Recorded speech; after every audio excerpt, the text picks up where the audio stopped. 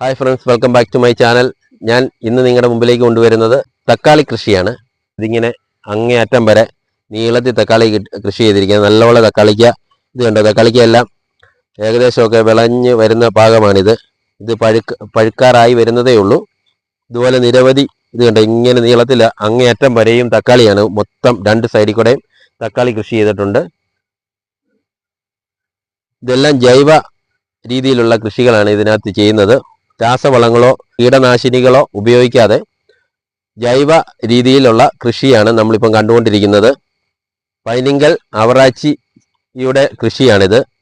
ഇദ്ദേഹത്തിൻ്റെ ഫോട്ടോയും അദ്ദേഹത്തിൻ്റെ കൃഷിയുമൊക്കെ നമ്മൾ മനോരമ പേപ്പറിലൊക്കെ ന്യൂസായിട്ട് വന്നതാണ്. അപ്പം അന്ന് തണ്ണിമത്തൻ കൃഷിയായിരുന്നു കൂടുതലും ചെയ്തുകൊണ്ടിരുന്നത്. അതിനുശേഷമാണ് ഇതുപോലെ പച്ചക്കറിയിലേക്ക് കൃഷി ചെയ്യാൻ തുടങ്ങിയത്. അപ്പം നിറയെ വിളവുള്ള ഇത് കണ്ട തക്കാളിക്ക ഒക്കെ ഇവിടെ ഉണ്ട്. അപ്പം നിങ്ങൾക്ക് ആവശ്യമുണ്ടെങ്കിൽ ഇദ്ദേഹത്തിനെ കോൺടാക്റ്റ് ചെയ്യുക. കോൺടാക്റ്റ് നമ്പർ നമ്മുടെ വീഡിയോയിൽ കൊടുത്തേക്കാം.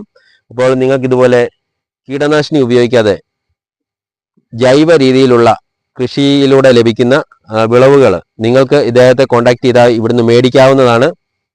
ഈ വീഡിയോ നിങ്ങൾക്ക് ഇഷ്ടപ്പെട്ടാൽ ഷെയർ ചെയ്യുക, കമൻറ്റ് ചെയ്യുക, ചാനൽ സബ്സ്ക്രൈബ് ചെയ്യാൻ മറക്കരുത്. വീണ്ടും പുതിയ വീഡിയോ ആയിട്ട് കാണാം. Bye bye.